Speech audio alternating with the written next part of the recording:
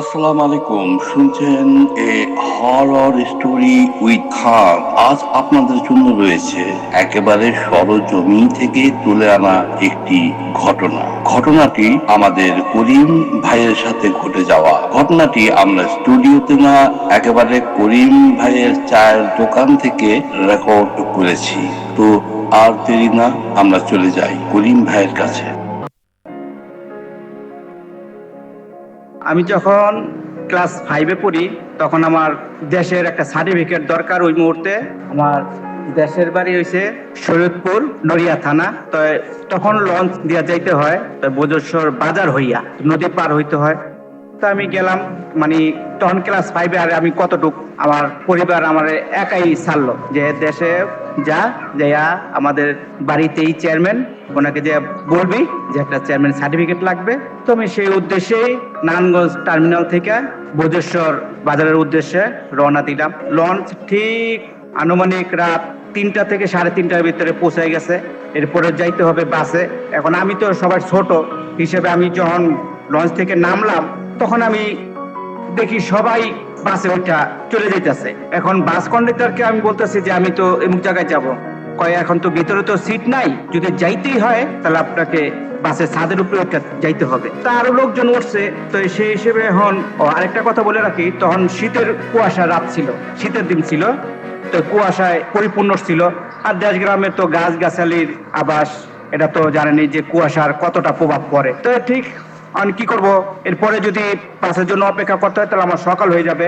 কতক্ষণে বাস আসবে, কতক্ষণে যাবো। তো আমি যাই হোক উঠলাম বাসের ছাদের উপরেই। ওঠার পর এখন শীতে কোকড়া দেওয়া অবস্থা, অনেক কষ্ট কইরা। আর গাছের ডালপালা দেখি যে এদিক থেকে বাড়ি খায়, এদিক থেকে বাড়ি খায়। তো অনেক সতর্ক থাকতে হয়েছে যাতে ডালপালা যাতে নিজের গায়ে যাতে আঘাত না লাগে। যাই হোক বজেশ্বর বাজারে পৌঁছাইলাম। এখন বজেশ্বর বাস থেকে বজেশ্বর বাজারে যেতে হেঁটে যেতে আনুমানিক 5-6 মিনিট তো লাগেই। তো তখন ফজরের আজান ওয়াক্ত হয় নাই, এটা আগ মুহূর্তেই বাস বজেশ্বর বাজারে চলে গেছে। তো আমি আস্তে আস্তে দেখি আরো কয়েকজন লোক ওই নদীর ঘাটের দিকে যাচ্ছে। তো আমিও গেলাম, আমিও যাচ্ছি আস্তে আস্তে। এখন দেখি চতুর্দিক দিয়া, এদিক দিয়া কুকুর ঘেউ ঘেউ করে, ওদিক দিয়ে শিয়াল ডাকতেছে। তো মনের ভিতরে আমি একটু ভয় ভয় কাজ করতেছে। এখন আমার সামনে যে লোকগুলা ছিল তারা এক একজন এক এক দিকে ছড়ায় ছিটিয়ে চলে যাচ্ছে। আমি শেষ পর্যন্ত একাই হয়ে গেলাম। হয়ে একা একা চলে গেলাম নদীর ঘাটে। নদীর ঘাটে যাইয়া দেখি একটা লোক চাদর মোড়া দিয়া বসে রয়েছে। তো আশেপাশে আর কোনো লোক দেখতেছি না। এখন নদীর ঘাটে নদী, মানে পানি প্রায় কমর সমান হবে এতটুক, মানে শীতেরই না, তখন তো নদী শুকায় থাকে। এখন কিভাবে পার হব? মানে আমি তো মনে মনে তৈরি করতেছি, আমি দেখি আরো লোকজন আসে কিনা। তো ওই লোকটা যখন বসা, তা আমি কই একা তো একটা লোক বসা আছে, তো আমি ওখানে যাই, তার পাশে যেয়ে বসলাম ভয়টা কাটানোর জন্য। তো সেই লোকটা আমাকে বলতেছে, কি কোথায় যাইবা? কিন্তু নদীটা পার হয়ে আমি এমুক বাড়িতে যাব। কয় তুমি তো এই নদী পার হইতে পারবা না। আমি বললাম তো আরো লোকজন তো আসবে, দেখি না হইলে বসে থাকবো। আর তখন আমার ছোট মানুষ, আমি কেস টেস পইরা মোজা টোজা পইরা গেছি, অনেক খুইলা এই নদী পার হইয়া যাব, এটাও একটা সংকোচ কাজ করতেছে। তো বসে রয়েছি। এখন উনি ওনার কথাবার্তার ভাব মানে কেমন জানি আমার তখন আমি মানে বুঝতে পারি নাই, মনের ভিতরে একটু ভয়ও কাজ করতেছে। তা উনি বলতেছে আর একটু অপেক্ষা করো, ভয় পেও না, লোক চলে আসবে, তুমিও পার হইতে পারবা, তবে একটু সাবধানে থেকো। বললাম হ্যাঁ, আসলাম তো অনেক দূর থেকেই, এখন দেখি। কয় তুমি এত ছোট মানুষ হইয়া তুমি চলে আসলে একা একা ঢাকা থেকে? তখন ঢাকা থেকে আমি চলে আসছি, আমি তখন আমি ওই মনে মনে মানে অনুভব করতে পারি না যে উনি কি বলতেছে। আমি কিন্তু ঢাকার উল্লেখ করি নাই। কিছুক্ষণ বাদে কিছু লোক দেখি, আমি পিছনের দিকে তাকাইছি, কয়েকটা লোক, দুই তিনটা মহিলা হবে আর 2জন পুরুষ। তাদেরকে দেখতেছি দূর থেকে দেখা যায়। তার পাশে ফিরা দেখি ওই লোকটা আর নাই। আমার তো মনের ভিতরে কিরে আমার সাথে বসা ব্যাপার কি, কোথায় গেল? তখন আমার গা মানে শির উঠলো, এতটা শির উঠলো যে মানে বলার বাইরে। এখন আমি ওই লোকগুলা দেখে আমার সাহসও জাগলো। যাই হোক ওই লোকগুলা আসলো।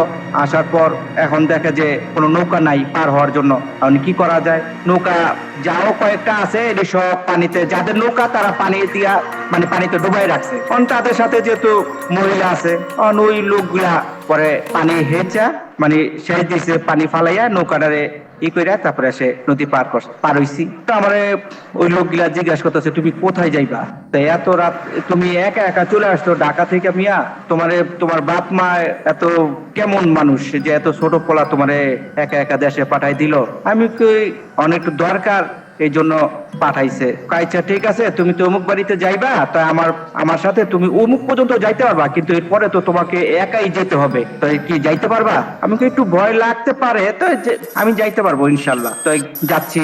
তো ওই লোকগুলো ওনাদের পথে ওরা চলে গেল, আমি আমার পথে যাচ্ছি। এখন সত্যি সত্যি আমার মনের ভিতরে এত ভয় লাগতেছে। এখন আমি তো একা যাচ্ছি, কারণ দেশ গ্রামে তো জানেনই যে গাছের সাথে পাটের ওই যে আঁশগুলা যে থাকে এগুলা জড়াই না থাকে। তো আমি দূর থেকে ওইগুলা দেখে কেমন জানি মানে আমার কাছে মানে মনে হইতেছে কেউ সাদা কিছু পয়রা মানে ডাকতেছে। মানে আমার মনের ভিতরে একটু ভয় ভয় কাজ করতেছে। এখন আমি চলতেই পারতেছি না, মানে কেমন মানে এতটা ভয় লাগতেছে। আবার ওই কথাটা নদীর পাড়ের কথাটা মনে পড়ে গেল হঠাৎ করে। এখন খুব একবার চোখ বুঝি, আবার বিভিন্ন সূরা পড়তেছি, সূরা কালাম অনেক কিছু পড়তেছি আস্তে আস্তে। তারপরও পথ চলতেছি, চলতে চলতে ওদিক যখনই মানে ভূতের কাহিনীর অনেক গল্পগুলা মনে পড়ে তখন মানে গা এতটা শিহরে দিয়ে উঠতেছে যে বলার বাইরে। তারপরে যখন আমাদের বাড়ির আগে একটা বাজার আছে, তো অনেক গল্প শুনছি, অনেকে এসেছে বাজারের ভিতরে ভূত থাকে। তো আমি ওই বাজারের আগ মুহূর্তে যখন আসলাম তখন আমি দেখি মানে আমার ভয়ে কাজ করতেছে না কি আমি বলতে পারবো না। মানে দূর থেকে দেখতেছি বাজার গিলা এতটা নিচে নামানো, মনে হইতেছে যে আমি বাজারে নিচ দিয়েও যেতে পারবো না। তো মনে তো সূরা কালাম তো আছেই, ভয় কাজ করতেছে। আস্তে আস্তে যাচ্ছি, মানে বাজারের এগুলা এতটা নড়াচড়া করতেছে, এতটা করতেছে, মানে মনের ভিতরে আমার এত ভয় কাজ করতেছে। কিন্তু ওই মুহূর্তে যে কত বাজে তা আমি জানি না। তাই যাইতে যাইতে যখন বাজারের কাছাকাছি আইছি তখন দেখি যে আমাদের বাড়ির যে মসজিদ আছে সেই মসজিদ থেকে আজানের সুর বেশে আসছে। তখন দেখি মানে আপনি কেমন জানি মানে স্বাভাবিক, সবকিছু স্বাভাবিক হয়ে গেল। পরে বাড়িতে গেলাম, বাড়িতে যাওয়ার পর আমি মানে বেশিক্ষণ আর থাকতে পারি নাই, ভয়ে ওইটা আমার কাজ করতেছিল। বাড়িতে যাইয়েই আমি কাকাই যখন আমাকে দেখলো, দেখে আমার কইলো যে তোরা এত পাঠাইলো কোন সাহসে পাঠাইলো। আমি ওই বলার পর আমি যে বাসায় যে ঘুম দিছি, ঘুম কখন যে উঠছি আমি নিজেও করতে পারি না। এই ছিল আমার মানে স্বচক্ষে মানে আমার মানে ছোটবেলার একটা অভিজ্ঞতা।